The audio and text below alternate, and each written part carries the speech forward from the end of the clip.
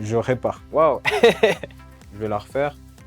Qu'est-ce que je fais dans la vie? Alors, nous, généralement, on reçoit du papier imprimé des imprimeurs et on va le façonner pour en faire un produit. Ça fait toujours plaisir de voir son travail et que tout le monde puisse voir ce travail, justement. Tous les projets où on fait avec du marquage à chaud et du gaufrage, le gaufrage, c'est une déformation du papier.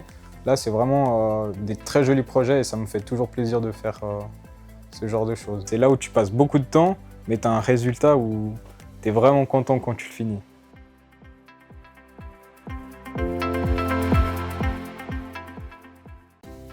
Alors ça, je sais pas.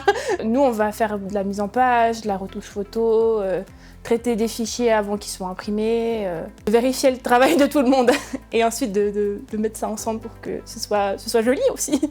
On a un petit intermédiaire entre les imprimeurs et les créateurs, si on peut dire ça comme ça. C'est qu'on apprend les bases techniques et créatives en même temps. C'est un job qui est très varié et au final, on s'ennuie rarement.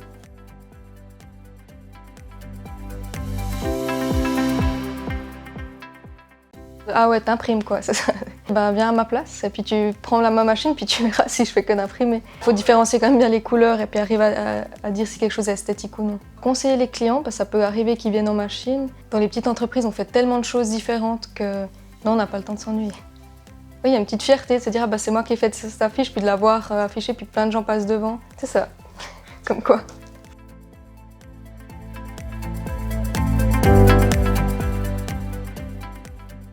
Mais tu vois la différence là? Tu peux regarder ça. Bien. Je dirais l'IMAT. Suivant quelle machine, besoin de savoir calculer typiquement. De toute façon, patience, c'est une qualité. Quand une machine, elle veut pas, ça peut vite monter hein, si t'es pas trop patient. Ah, tu peux frapper, hein, elle va pas bouger la machine. Avec une bonne équipe, on arrive toujours à bien travailler, on va dire.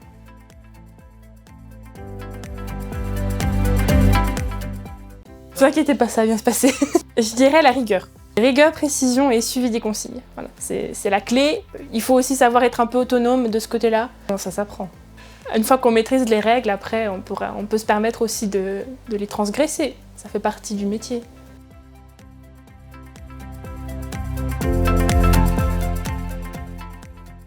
C'est une très bonne question. On a une meilleure organisation.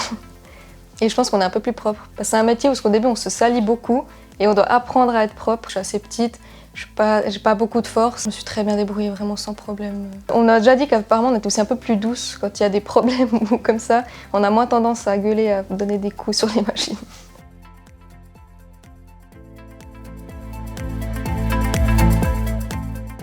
Ouais, fais ça parce que c'est génial. Waouh. J'essaie vraiment de faire que l'apprenti se sente bien chez nous, qu'il ait du plaisir à travailler, qu'il ait envie de venir, il se lève le matin pour dire « ouais, j'ai envie d'aller apprendre ». Oui, il y a les anciens qui sont là depuis toujours et qui savent mieux que toi. Chez nous, c'est vraiment les apprentis font leurs expériences. On est fiers même. Si tu aimes le travail manuel et que tu as envie de faire un métier mécanique, mais pas que ça, c'est un travail idéal.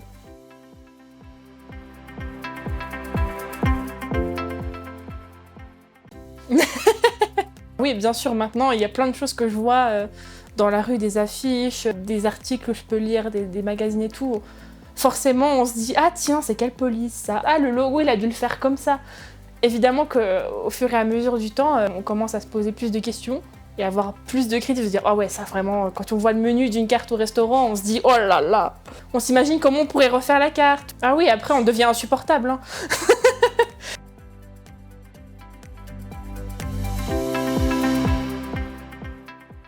Non, je pense pas.